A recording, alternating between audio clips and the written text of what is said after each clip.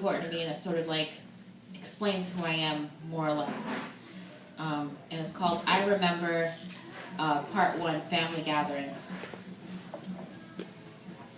I remember taking sips of strong black coffee, Arab coffee, no milk, no sugar, bitter memories in a cup, and that's the way we liked it. We sat in the back of a dark red Oldsmobile. It smelled like old cherry car freshener that should have been thrown away months ago.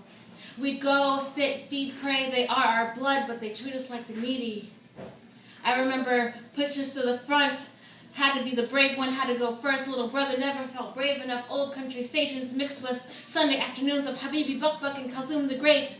Pink cheeks and cookies with sesame seeds on them, running barefoot on pale marble floor, cold when you put your face on it. Discussions of whose child was bigger, better, smarter, braver, but in the end we all lost out. We were all light skin, dark hair, tainted eyes, soft brown locks. I remember talks alone with cousins, all boys, few girls. We'd sit up at night, we upstairs, downstairs, we downstairs, up in the attic.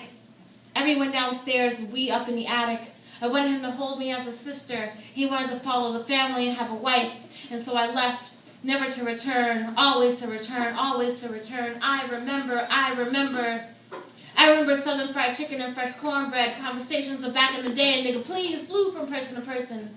Men sitting in their undershirts and work pants, beer in one hand, possibly a child sitting near the other, or a cigarette in his fingers, every sentence starting with, baby, let me tell you, or nigga, you don't know. Wild laughter roaring in every direction, thin dark children running from porch to yard to place of person. I remember glimpses of talk, who knows if I was meant to hear, nigga, child as light as some white folk. Grandma Nora and Ivory never let anyone get away with it. They tell them to step, and if they didn't, catch a beating. I remember trips back in that Oldsmobile. Men sat barefoot, cross-legged, laughing respectfully. Keep Halak and Alhamdulillah flying from mouth to mouth.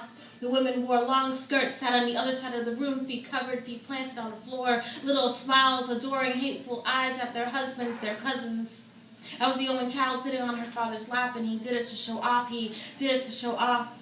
My mother rarely came to these types of gatherings. There'd be no mix of talk and laughter, no women showing skin, drinking and smoking, no nigga please being thrown around.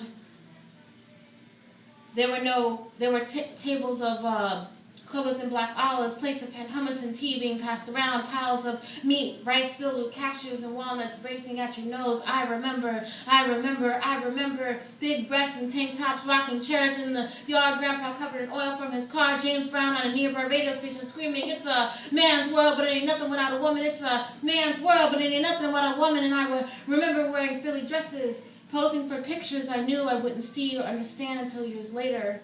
I understand now these memories that hold me like a cup of coffee.